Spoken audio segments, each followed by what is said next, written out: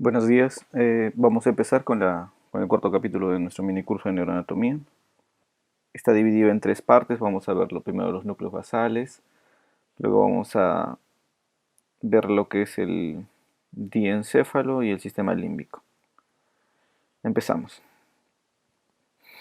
Primero que volver a repasar lo que siempre indicamos, la sustancia gris, sustancia blanca, que es el telencéfalo y el diencéfalo. Si bien son definiciones en nuestra evolución embriológica, es para poder tener en consideración que el telencéfalo, si bien es las cortezas, o sea, los hemisferios cerebrales, también están incluidos los núcleos basales. ¿Ok? Entonces, los núcleos basales pertenecen al telencéfalo, mientras el diencéfalo es una estructura filogenéticamente más antigua, pero que también tiene unas funciones muy independientes. Entonces vamos a ver que también, aunque están todos interconectados, pues tiene su función independiente. Cuando hablamos de sustancia blanca, que son axones, vamos a hablar de fibras de comunicación, fibras de asociación, como el cuerpo calloso, la camucina anterior, el fornix, la cápsula interna. Y en el caso del diencéfalo, el fornix también es un tema bastante asociado a ello. En los ventrículos, un poco que ya vimos hablar en la clase anterior sobre los ventrículos laterales y el tercer ventrículo que está en relación al telencéfalo y el diencéfalo. Entonces, en los núcleos basales, primero aclarar el concepto de ganglios basales. Ganglios basales no es un nombre correcto.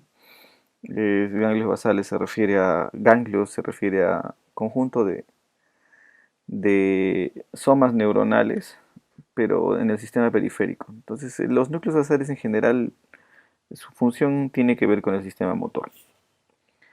Esta es entre comillas, una abreviación de lo que serían los núcleos basales. Como les decía, la definición de ganglios basales no es correcta. Los núcleos basales tenemos que acordarnos que está el núcleo caudado, el putamen, entre los dos vamos a encontrar el núcleo accumbens, este el globo pálido.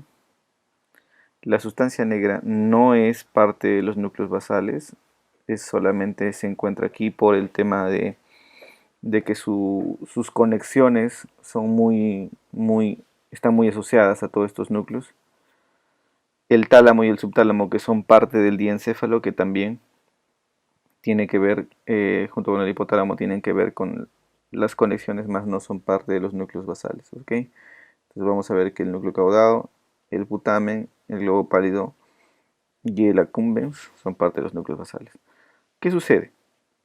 Ahora lo vamos a ver en los cortes, que antiguamente, cuando hacíamos unos cortes transversales, veíamos que el núcleo caudado y el putamen tenían características similares macroscópicamente y se les llamó cuerpo estriado.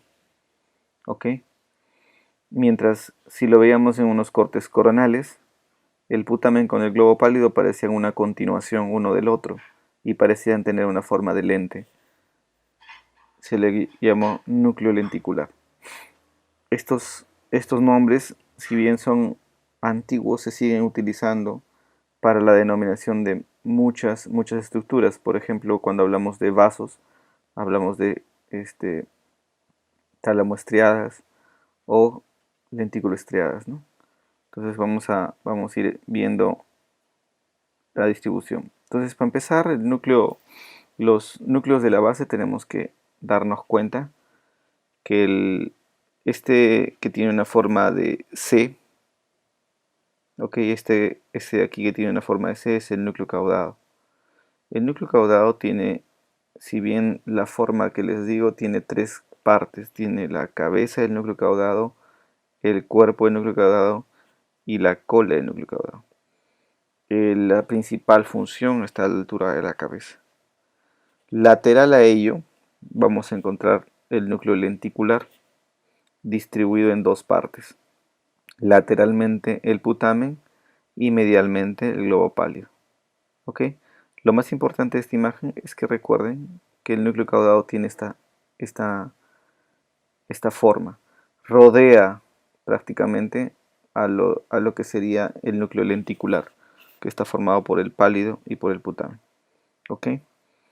Estas tres estructuras, que son los principales núcleos de la base, están laterales al tálamo. ¿Ok? Incluso la cabeza del núcleo caudado puede estar casi a la misma altura y se hace poco a poco más lateral en cuanto a su cuerpo y su cola. Entonces vamos a continuar. Una vez más, la misma imagen, pero ya visto desde otra posición, la misma distribución del núcleo caudado, cabeza, cuerpo y cola. ¿Ok? Tenemos que darnos cuenta que lateral a ello está el núcleo lenticular conformado por el globo pálido medialmente y el putamen lateralmente. Miren la relación con respecto al ventrículo. Como les decía, este es el ventrículo lateral, tiene una forma de C más grande, tiene tres astas, el asta frontal, el asta temporal y el asta occipital, y en el medio de todo ello se encuentra el cuerpo del ventrículo lateral. ¿Ok? Entonces vamos a darnos cuenta que tienen relación justamente con el tálamo y con los núcleos basales. El núcleo accumbens es un núcleo que se encuentra dentro del cuerpo estriado, se ha descrito posteriormente, por eso es que la imagen muestra que es en la parte más anterior y ventral el núcleo caudado con el núcleo putamen, en la parte más basal se encuentran casi unidos mediante unas células que le llamamos el núcleo accumbens. Igualmente en este es un corte coronal, que es la parte de la cabeza del núcleo caudado en la parte más ventral, y este es el putamen, que en la parte más ventral e inferior y anterior, perdón, vamos a encontrar lo que es el núcleo accumbens. ¿Ok? Tiene las mismas funciones dentro del cuerpo estriado. ¿Ok? O sea, dentro de lo que hablamos del núcleo lenticular, perdón, el núcleo estriado, que está el caudado, el putamen, y este accumbens tienen relación con el movimiento. Vamos a ver un poco sobre la visión lateral de los núcleos basales. ¿Ok? Clásicamente se hacen 4 cortes para poder describir la anatomía y para poder describir cómo es que las estructuras se van distribuyendo en cada corte. Cuando vamos a ver una imagen en resonancia magnética, vamos a tener las mismas indicaciones. ¿Ok? Entonces vamos a ver cortes tanto coronales como transversales. El primer corte transversal es este. Es este que también, una vez más, está dividido en 4 partes, pero quiero mostrarles aquí que en este corte que se ha hecho a nivel del valle silviano, vamos a darnos cuenta que en la parte anterior está la cabeza del núcleo caudado, ¿ok? Y en la parte posterior, casi a la misma altura, está el tálamo. Entre los dos solamente hay una estructura en B, como una proyección medial, que es la cápsula interna. Esta cápsula interna es la que divide entonces al tálamo del núcleo lenticular, al caudado del núcleo lenticular. ¿Ok? Entonces tenemos la cápsula interna.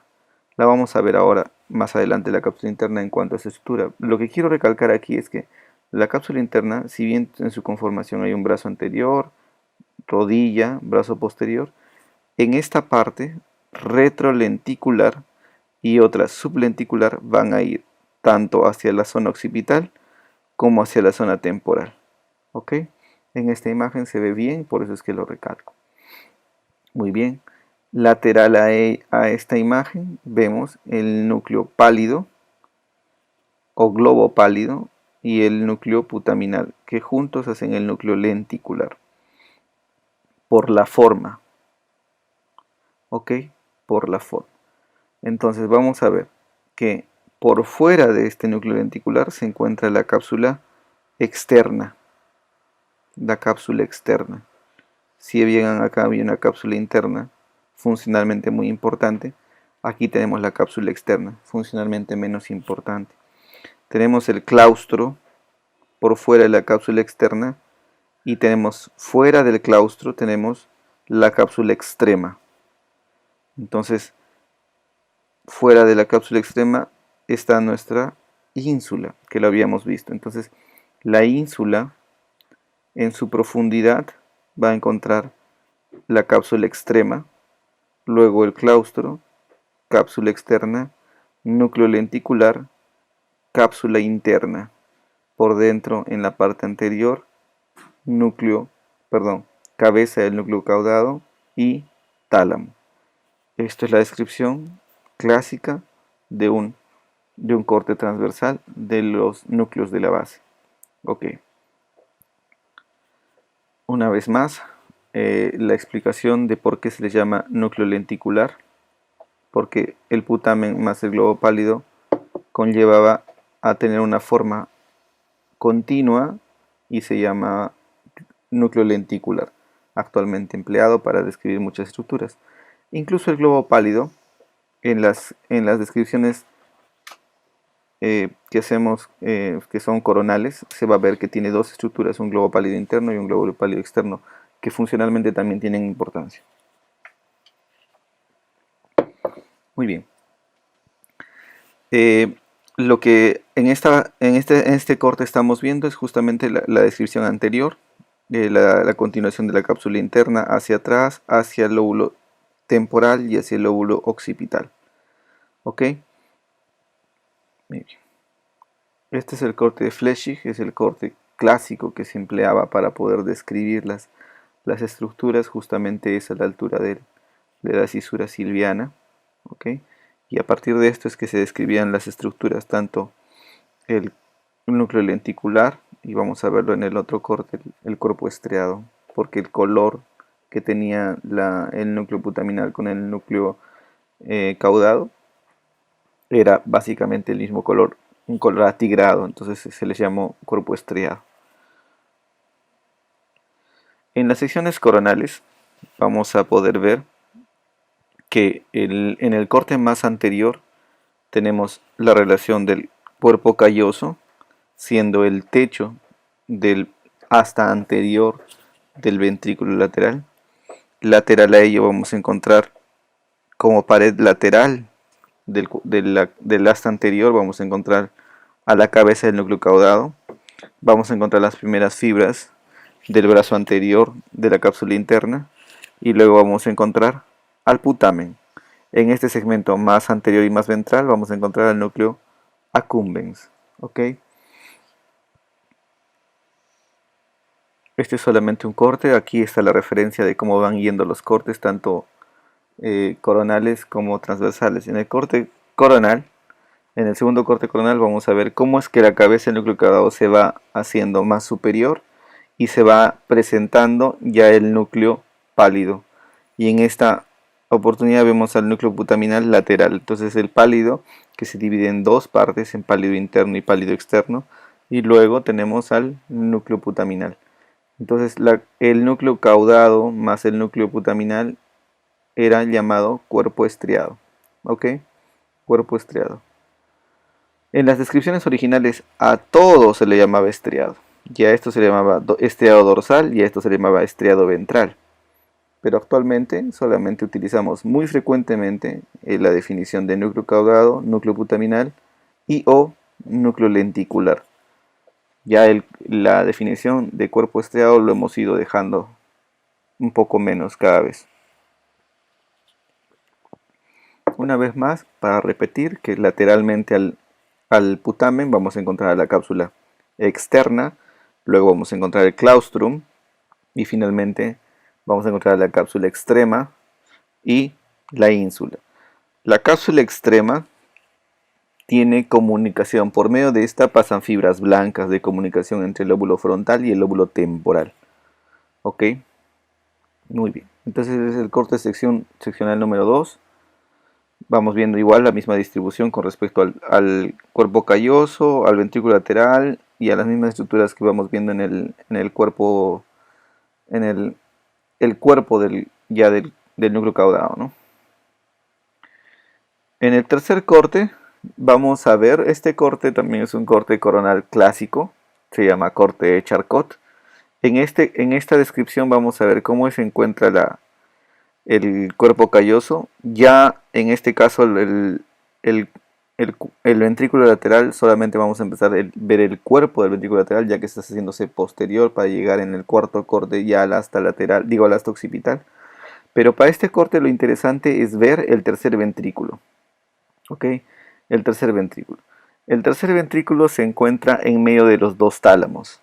Los tálamos son sus límites del tercer ventrículo, ¿ok? En esta zona.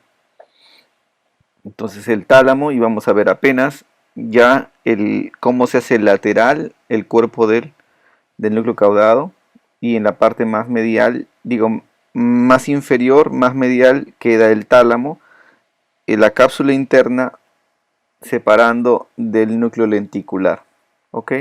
Y el núcleo lenticular solamente ya nos queda mucho putamen y poco pálido, porque el pálido es más pequeño que el núcleo putaminal. Ok, a esta altura del tercer corte también vamos a ver el núcleo subtalámico, que es apenas una formación celular de neuronas, sustancia gris, que a pesar de ser muy pequeño y ubicarse justo debajo del tálamo, tiene una gran repercusión en la patología y en el tratamiento del respecto de problemas y trastornos del movimiento. ¿Ok? Más inferior a ello vamos a encontrar lo que es el cuerpo mamilar, que es una continuación del fornix, que también lo vamos a ver en las imágenes posteriormente. Muy bien, a esta altura ya vamos a empezar a ver el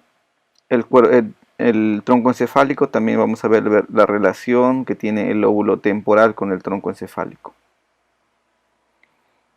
Y en el cuarto corte, que ya vemos en la parte posterior del cuerpo calloso, que ya le llamamos esplenio, vemos ya el asta occipital del ventrículo lateral.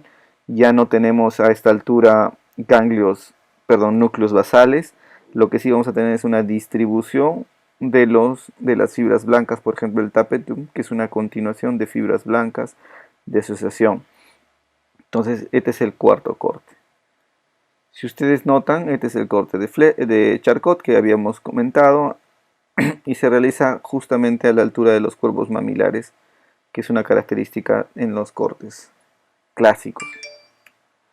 Muy bien, en cuanto a la cápsula interna, si bien es una formación de fibras de asociación, tenemos que saber que tiene 5 partes.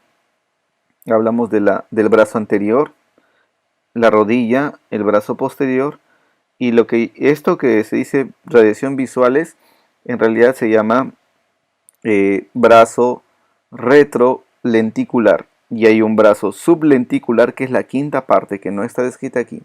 ¿Ok? Entonces vamos a ver, la cápsula interna en su brazo anterior lo que conlleva es sobre todo información hacia el lóbulo frontal, hacia el área prefrontal, para la información que tenga que ver con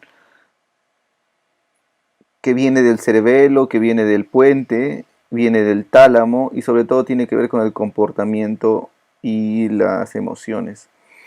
Mientras la rodilla te trae la información motora del área del rostro, que tiene que ver sobre todo con pares craneales, por ejemplo el facial y el hipogloso principalmente. Vamos a ver que la cápsula interna en su brazo posterior es el más importante, es el más grueso también, y te trae la información motora del cuerpo, ¿no? Esto es de todo el área precentral y del área además postcentral, o sea, te trae la información sensitiva y la información motora. La, como la información que trae la cápsula interna no solamente viene de esta porción de corteza, sino también viene de la corteza visual primaria. Y esta corteza visual primaria viene después de relevarse en los núcleos talámicos. Entonces la continuación de estas radiaciones visuales se llama brazo retrolenticular de la cápsula interna. Existe además también de los mismos núcleos talámicos una proyección hacia el lóbulo temporal, que se los mostré en las figuras anteriores, y esa proyección hacia la corteza temporal superior, sobre todo, tiene que ver con el área auditiva, va al giro de Heschel, tiene que ver con esto, se llama asa de Meyer, y es también conocido como brazo sublenticular de la cápsula interna. ¿Ok? Entonces, si nos ponemos a pensar que el sistema motor, qué lugares del sistema nervioso central utiliza para poder hacer cumplir sus efectos, tenemos que entender que si bien la corteza motora es uno de los centros más importantes, el tálamo es otro de los centros de regulación que viene, sobre todo la información que viene de la médula espinal para llegar a la corteza. Cuando desciende la información por medio del haz córtico espinal, no solamente baja por medio de la cápsula interna hacia la médula espinal o hacia el tronco encefálico, también dan información a los ganglios basales, ¿no? A los núcleos basales para poder también reforzar o regular lo que es los movimientos tanto de los pares craneales como del cuerpo. Entonces es importante entender esto.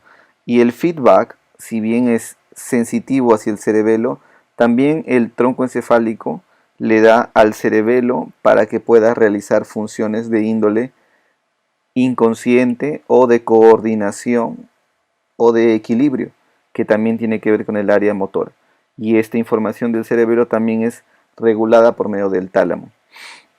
Muy bien, entonces si entendemos esto, pues vamos a entender que si bien al momento de descender las fibras de la corticales, no solamente descienden por medio de la cápsula interna, sino también van a ir hacia los núcleos de la base, y estos núcleos de la base por medio del núcleo subtalámico y por medio de la sustancia negra y por medio del tronco encefálico van a regular los movimientos, o sea, tienen que ver con el sistema piramidal y el sistema extrapiramidal que habíamos visto en la parte de vías descendentes del capítulo de médula espinal. El cerebelo tiene que ver, sí, en un feedback de ida y vuelta, ¿ok? Esto es un poco de neurofuncional. Entiendo que es un poco complicado, incluso es complicado para cualquier médico entender esto. Lo único que quiero hacerles entender un poco es que los núcleos basales, tanto el estriado que tiene que ver con el putamen y el núcleo basal y el núcleo caudado, en relación al globo pálido externo, al globo pálido interno, al núcleo subtalámico y al tálamo, funcionan en constante regulación de inhibición y estimulación. Entonces, mientras la corteza, el tálamo y el núcleo subtalámico se encargan de estimular el movimiento, el globo pálido interno y externo se encargan de inhibir el movimiento. ¿Todo para qué? Para tener un movimiento fino al momento de realizar nuestras actividades. Si es que fallase alguno de estos entes reguladores, va a haber manifestaciones neurológicas sin esta regulación que tenemos, ¿no es cierto? Por ejemplo, si fallase el núcleo caudado, por ejemplo, lo que sucede en el si fallase todo lo que sería el estriado, tanto por regulación de falta de dopamina que tenemos en la sustancia negra, el estriado, o sea, el núcleo caudado y el putamen fallaría. Por lo tanto, habría mucha inhibición y el tálamo inhibiría a la corteza, porque el tálamo estaría muy inhibido por esta GABA y habría una disminución en el movimiento. Por lo tanto, el paciente tiene, primero, temblor y segundo, rigidez, que eso es típico del Parkinson.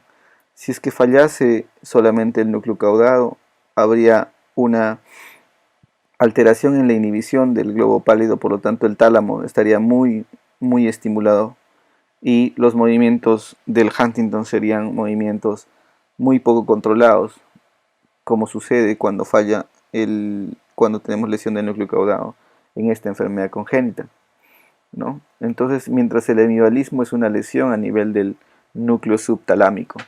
Ok, entonces lo interesante, además de saber qué núcleo basal tiene relación con qué enfermedad, también es interesante saber que si en el caso del Parkinson tenemos una falla a este nivel, nosotros también podemos estimular al núcleo subtalámico o podemos estimular al globo pálido interno. ¿Con la intención de qué? De que se pueda volver a regular la rigidez. Por eso es que el temblor y la rigidez son síntomas que se pueden mejorar mediante una cirugía de estimulación. ¿Ok? Muy bien, vamos a continuar con el tema del sistema límbico. Hemos terminado con los núcleos basales, vamos a ver el sistema límbico. Todos estos están interconectados, así que no es que dejamos uno detrás del otro. El sistema límbico en general es una conjunción de funciones más estructuras. El lóbulo límbico tiene que ver con las partes filogenéticamente más antiguas y el sistema límbico tiene que ver con estas conexiones, perdón, con estas estructuras que son corticales y subcorticales, pero que se conectan con el cerebelo, con el tronco encefálico, con la corteza para poder hacer una función. Entonces vamos a ver esto. El sistema límbico lo vamos a dividir en dos partes, en un circuito anterior y un circuito posterior. El circuito anterior está relacionado sobre todo con la emoción y el comportamiento, y el circuito posterior está más relacionado con la memoria. ¿Ok? Entonces en el circuito anterior vamos a tener amígdala, corteza orbitofrontal y corteza del cíngulo anterior. Y en el circuito posterior vamos a ver el hipocampo con su giro parihipocampal, la corteza entorrinal que está en relación a esto y la corteza del cíngulo posterior. Entonces, para no hacerlo tan confuso, vamos acá. A partir del cíngulo, el cíngulo en la parte anterior, cíngulo anterior, se relacionaba con la corteza subfrontal, ¿ok? Con la corteza, era una continuación, les decía. Y esta además, por medio de comunicaciones como el lóbulo temporal, se relaciona con la amígdala. Entonces, amígdala, corteza subfrontal, más cíngulo anterior, emoción. El cíngulo posterior, estos no están independientes, se interconectan. O sea, nuestra memoria tiene que ver con cómo nos comportamos. O sea, sí es importante, hay una conexión.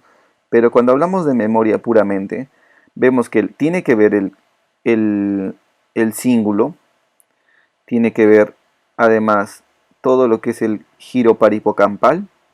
Por supuesto, dentro del parihipocampo, del giro parihipocampal va a estar el hipocampo, ¿ok? Todo lo que le llamamos la corteza entorrinal, que es parte del hipocampo y el giro parihipocampal, ¿ok? Vamos a ver cómo esto se tiene que comunicar con por medio del fornix, ¿ok? Por medio del fornix, y va a llegar a los núcleos mamilares, y el núcleo mamilar se va a comunicar con el tálamo, así. Entonces, tenemos el giro parihipocampal, ¿ok? Aquí dentro está el hipocampo tiene ciertas estructuras que uno se llama subiculum, otro se llama la fimbria, otro se llama cuerpo dentado. Finalmente, todo esto es hipocampo. La continuación y la corteza que está encima es parahipocampo. Esto nos vamos hacia atrás, se transforma en la fimbria, y la fimbria en el pilar posterior del fornix. El pilar posterior del fornix asciende y se une con el otro lado, ¿ok? Y hacen el cuerpo del fornix. El cuerpo del fornix hacia adelante se divide de nuevo en un pilar anterior del fornix y termina en un cuerpo mamilar, ¿ok? Este cuerpo mamilar va a estar relacionado por medio de un haz con el tálamo, así. Entonces, este es el núcleo anterior del tálamo, es parte de todo el tálamo. El núcleo anterior del tálamo, por medio del tracto mamilotalámico, le va a dar información al... Entonces, en buena cuenta, para que comprendamos, ¿no? La información llega por medio de la parte sensitiva, puede ser visual, puede ser auditiva, o puede ser netamente sensitiva, llega al tálamo. El tálamo lo distribuye hacia su núcleo anterior. El núcleo anterior manda por medio del mamilotalámico al cuerpo mamilar, el cuerpo mamilar por medio de los pilares anterior, cuerpo y posterior del fornix, lleva la información al hipocampo, y por eso es que del hipocampo se va y se almacena en el lóbulo temporal. Entonces, ¿por qué decimos que la memoria tiene que ver con el lóbulo temporal? Por esta información, ha llegado mediante el circuito de Papez. Entonces, el circuito de Papez tiene que ver con el tálamo, sobre todo con su núcleo anterior, por donde ha llegado toda la información sensitiva. Luego esta va a pasar a la amígdala, perdón, al cuerpo mamilar. Del cuerpo mamilar va a irse por medio del fornix hacia el hipocampo. Y en el hipocampo se va a distribuir en el lóbulo temporal. Y así vamos a crear memoria, recuerdos. Entonces, así es que si nos ponemos a pensar que si llega al parihipocampo, la información va a volver por el cíngulo. Recuerden que el cíngulo es una continuación, ¿no es cierto? Hacia atrás, el giro parahipocámpico iba por medio del istmo hacia el cíngulo. Entonces, por medio de esto es que tenemos la información que llega al cíngulo, y del cíngulo también se puede relacionar con la parte del cíngulo anterior, porque es el cíngulo posterior al cíngulo anterior, para hacer que la memoria también tenga que ver con el respecto de nuestras emociones y nuestro comportamiento. Muy bien, esto es una vez más lo mismo, ¿no? Núcleo anterior del tálamo, cuerpo mamilar, va por medio del fornix, llega al parahipocampo, y del parahipocampo llega al cíngulo, y del cíngulo se distribuye hacia la corteza. Puede ser visual, puede ser auditiva y memoria, y también tiene relación con la parte anterior de nuestro sistema límbico, que tiene que ver con la emoción, que es el cíngulo anterior, la corteza subfrontal y la amígdala. La amígdala se encuentra en el uncus, que es la parte más anterior del parahipocampo, que a pesar de que están juntos, no necesariamente están interconectados de forma directa, sino de forma indirecta. Muy bien, entonces si vemos en las lesiones del sistema límbico, si vemos el circuito posterior, lo que va a alterar es nuestra memoria. Eventos autobiográficos, hechos y nombres, ¿no es cierto? Amnesia semántica. Si vamos a ver lesiones del circuito anterior, vamos a ver lesiones de la amígdala, por lo tanto puede haber alteración en nuestra capacidad de expresar emociones. ¿Ok? Por eso muchas personas que se lesionan la parte frontal, la corteza frontal, puede tener alteraciones en su comportamiento. Y ya hemos visto las dos partes, vamos a ver la última parte de las tres que estaban programadas para el día de hoy, el diencéfalo.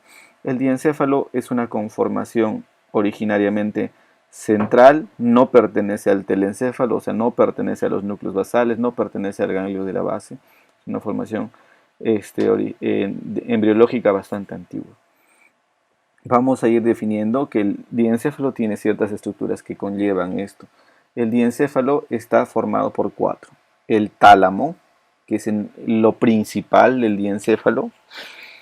El hipotálamo, que es funcionalmente probablemente la estructura más importante del cuerpo humano. Tenemos el subtálamo, que está en relación al núcleo subtalámico, que lo hemos visto ya en los núcleos basales, y el epitálamo.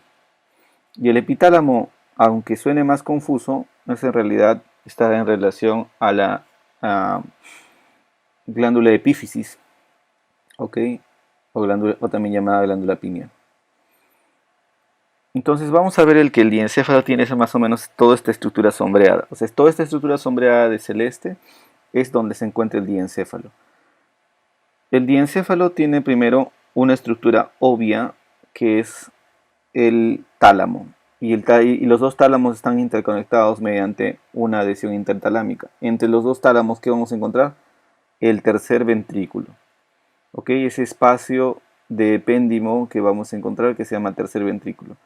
El hipotálamo se encuentra en la pared del tercer ventrículo, ¿ok? En la pared del tercer ventrículo.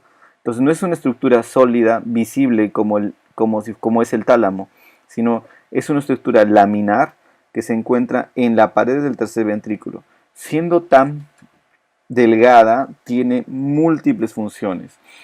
En la parte inferior, decíamos, en el tercer corte, en el corte de Charcot, a nivel de los cuerpos mamilares, por debajo del tálamo, vamos a encontrar el subtálamo, el núcleo subtalámico. ¿Ok?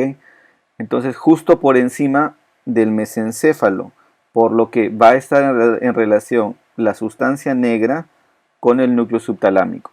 ¿Ok? Y el epitálamo se encuentra en la parte más posterior, tiene en relación a la glándula pineal. Si bien en esta imagen no se ve, pero cuando vemos en un cuarto corte, se ve que el tálamo en esta parte es más baja y el epitálamo es un poco más alto. Entonces todo este segmento, no solamente glándula pineal, sino aquí hay un tracto que se llama avénula o trígono avenular, tiene que ver con el epitálamo. Todo esto que tiene que ver con el tema de la producción de melatonina, ¿no es cierto? Y el hecho de que la producción de melatonina tenga que ser transmitida al tálamo y al hipotálamo para poder regular nuestra vigilia y nuestra voluntad. Entonces, seguimos avanzando. En cuanto a los límites del diencéfalo, básicamente son los tálamos de forma medial, el techo es el cuerpo calloso, hacia adelante vamos a encontrar las columnas anteriores del fornix. Hacia abajo vamos a encontrar esta parte inferior, le llamamos el tuber cinereum, por delante del mesencéfalo, el tuber cinereum, que es un núcleo hipotalámico, y vamos a encontrar lo que son la lámina terminalis hacia adelante, ¿ok? Entonces son estructuras del tercer ventrículo, por eso se llama lámina, la lámina terminalis es una comunicación tercer ventrículo, ¿ok?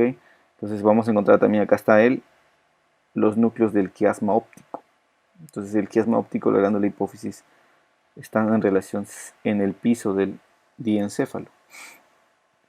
Hacia la parte posterior vamos a encontrar ciertos recesos, le llamamos recesos a estos espacios que se forman de tercer ventrículo. El tercer ventrículo, formaciones que son como proyecciones del tercer ventrículo que se llaman recesos, ¿ok? El receso pineal y el suprapineal. Muy bien, entonces vamos al tálamo. En el tálamo no nos vamos a complicar. El tálamo no solamente tiene 5 o 7 núcleos, tiene múltiples núcleos. Pero lo que sí se ha visto en el caso de las funciones del tálamo, hemos visto que hay 5 núcleos que tienen mucha importancia. Entonces son núcleos bien descritos. Ok, es una zona ovoidea, son 2. Entonces su extremo anterior va a estar en relación ¿se acuerdan que está en relación al ventrículo lateral? Va a estar en relación al agujero de Monro, que es la comunicación entre el ventrículo lateral y el tercer ventrículo. Su extremo posterior va a estar en relación al pulvinar, y el pulvinar está justo por encima del tronco encefálico, del mesencéfalo. Tenemos 2, uno a cada lado. ¿Se acuerdan que en la parte del techo del mesencéfalo, o tectum del mesencéfalo, teníamos los colículos? Y los colículos van a estar justamente en relación, son 4 y van a irse 2 a la derecha, 2 hacia la izquierda, hacia el pulvinar del tálamo derecho e izquierdo, para estar en relación con los cuerpos geniculados. Entonces dentro del tálamo se encuentra una lámina interna en forma de Y que va a separarlo anatómicamente en 3 regiones. ¿Ok?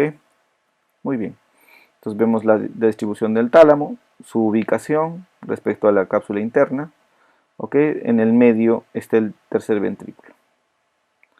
El tálamo, importantes, recordar 5 núcleos. El núcleo anterior del tálamo, que hemos visto que tiene relación con el circuito de Papez. El núcleo ventroposterolateral, que es el que trae toda la información sensitiva del cuerpo, tanto, ¿se acuerdan que veía el cordón posterior? Y también viene aquí la vía espinotalámica lateral y anterior.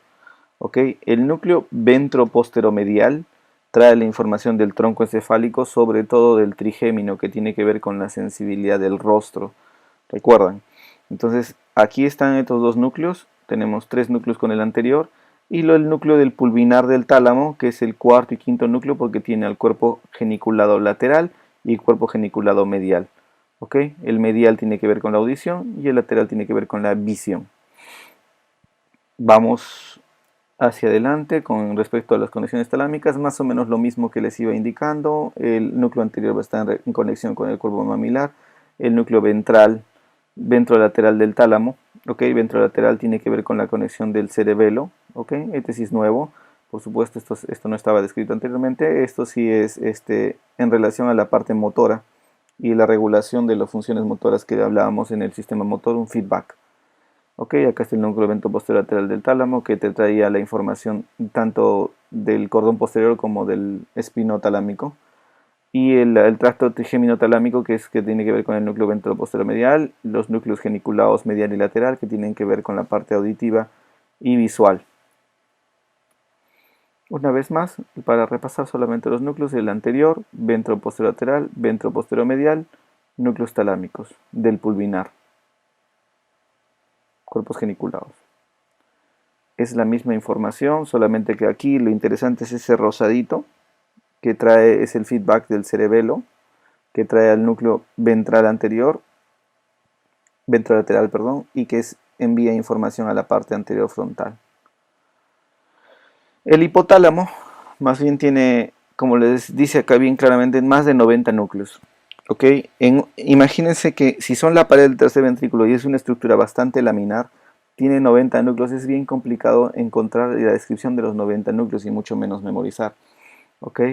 Tenemos que entender que en estas caras mediales y en estas caras laterales del tercer ventrículo, en estas láminas de núcleo de sustancia gris, vamos a encontrar cierto número de núcleos.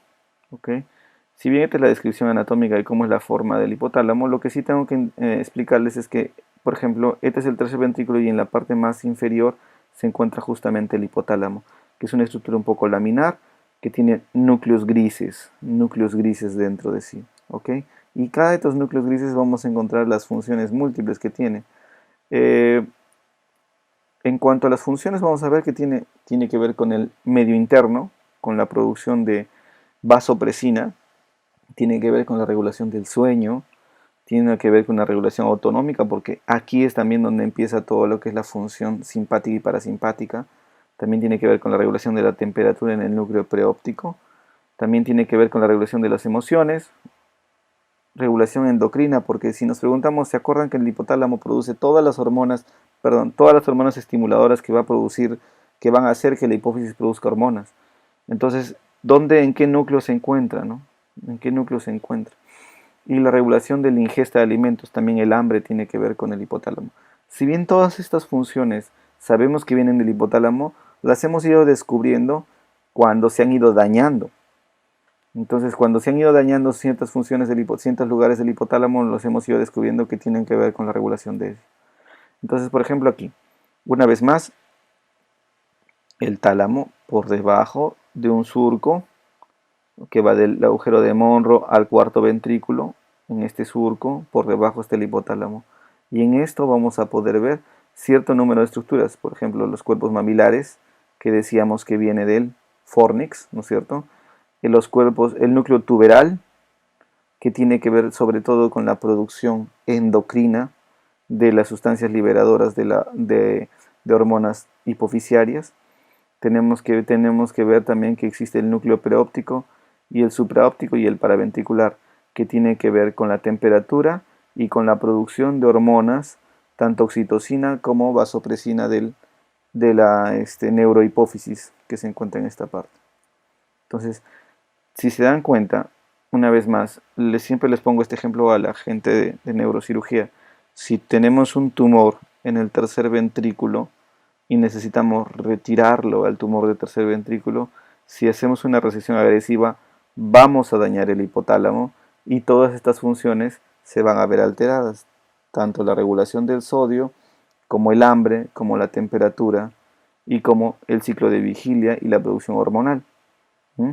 Por eso es interesante e importantísimo el hipotálamo. Entre sus funciones también está que el núcleo paraventricular y el núcleo supraóptico por medio del sistema porta, por medio de sus axones van a ir hacia la neurohipófisis y el núcleo tuberal por medio del sistema porta va a llevar la información hacia la hipófisis para que la hipófisis produzca su producción endocrina que está esperando pues estas hormonas, ¿no? La hipófisis no tiene que ver directamente con el diencéfalo, no es parte del diencéfalo, solamente está en relación porque su producción sí va a ir hacia la hipófisis, ¿ok? La hipófisis, como decíamos, simplemente para aclarar que tiene dos partes, una adenohipófisis y una neurohipófisis, y todo esto tiene histológicamente distribución en pars distalis, pars intermedia, pars nervosa y pars tuberalis. ¿Ok? Solamente para aclarar con la información que tiene el núcleo supraóptico y el paraventricular que van a producir las hormonas de la neurohipófisis. El epitálamo y el subtálamo, como les decía, el subtálamo se encuentra justo por debajo del tálamo, más o menos a esta altura, y este núcleo subtalámico va a tener en relación a la parte motora, regulación del sistema motor. ¿Ok? Y el epitálamo en la parte más posterior, como les decía, se ve la parte del trígono de la vénula más la glándula epífisis o también llamada pineal. Vamos a encontrarla, por eso la distribución un poco que le decimos epitálamo. Pero más claramente aquí esta es la distribución, cuando siempre la describimos es la glándula pineal, nuestra principal estructura que tenga que ver con el tema del epitálamo. Muy bien, el subtálamo una vez más, que tiene la forma de un lente biconvexo, bien plano, son pocas células pero tiene mucha función en la regulación del sistema extrapiramidal. El epitálamo. El epitálamo justamente tiene estas estructuras, que es la glándula pineal, la vénula, las estrellas medulares y las comisuras que tienen que ver justamente con qué, con la producción de melatonina que va a tener relación con la vida instintiva y con el sueño.